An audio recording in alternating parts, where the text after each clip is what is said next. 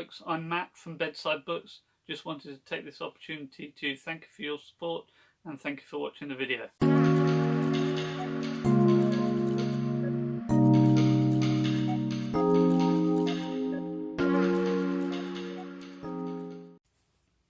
Hi folks, hope you're doing super well in these still crazy times. I realise that we're still in lockdown, we're still having to deal with the ramifications of COVID, but fingers crossed, the summer is soon around the corner. The sunshine is already out, which certainly helps. I know that the bookstores are going to be reopening in a couple of weeks, so I, for one, am really looking forward to getting back out there, checking out the bookstores, checking out some festivals, and hopefully going to some book fairs if all goes well. So we've got to keep our fingers crossed. Just wanted to take this time to give you a little update on what I'm currently just finishing at the moment. It's a book called Earth Eater by Dolores Reyes. She's Argentinian writer. This is her debut novel. It's pretty powerful, surreal. It focuses on a sort of coming of age story of a young woman in Argentinian slums.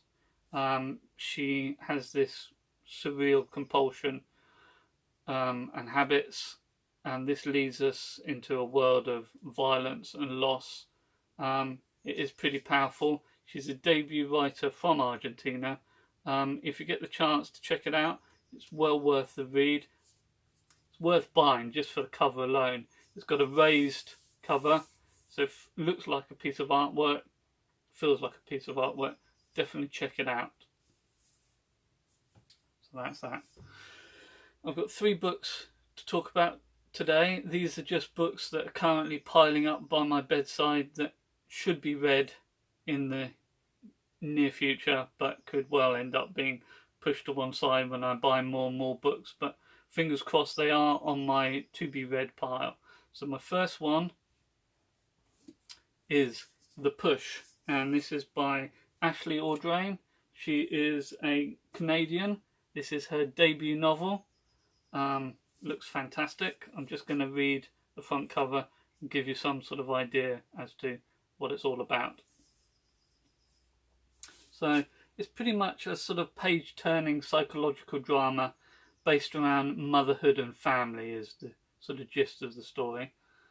But this is the inside cover. Blythe Connor doesn't want history to repeat itself. Violet is her first child, and she will give her daughter all the love she deserves, all the love that her own mother withheld. But firstborns are never easy, and Violet is demanding and fretful. She never smiles. Soon Blythe believes she can do no right, that something's very wrong, either with her daughter or herself. Her husband Fox says she's imagining it, but Violet's different with him, and he can't understand why Blythe suffered as a child. No one can.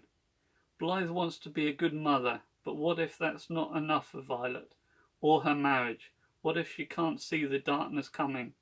Mother and daughter, angel or monster. We don't get to choose our inheritance or who we are. So that sounds nice and cheerful.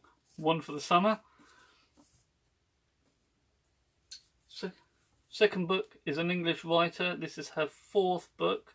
She's gotten great feedback from her other novels, very highly rated. Her name is Laura Purcell. Great cover. It's a Victorian mystery, very dark and gothic in places. Again, I'll read you the inside. As the age of the photograph dawns in Victorian Bath, silhouette artist Agnes is struggling to keep her business afloat. Still recovering from a serious illness, making enough money to support her elderly mother and her orphaned nephew Cedric has never been easy. But then one of her clients is murdered shortly after sitting for Agnes, and then another and another. Why is the killer seemingly targeting her business? Desperately seeking answers, Agnes approaches Pearl, a child spirit medium, hoping that if Pearl can make contact with those who died, they might reveal who killed them. But Agnes and Pearl quickly discovered that instead they may have opened the door to something they can never put back. So, sounding pretty menacing. These books aren't very cheerful. I don't know why I've picked them.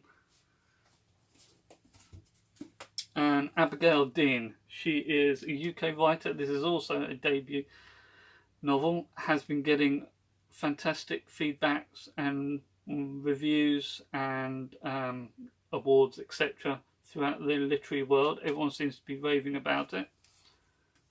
Again, another great cover. It's pretty traumatic and suspenseful story set around childhood. Lexi Gracie doesn't want to think about her family. She doesn't want to think about growing up in her parents' house of horrors, and she doesn't want to think about her identity as Girl A, the girl who escaped.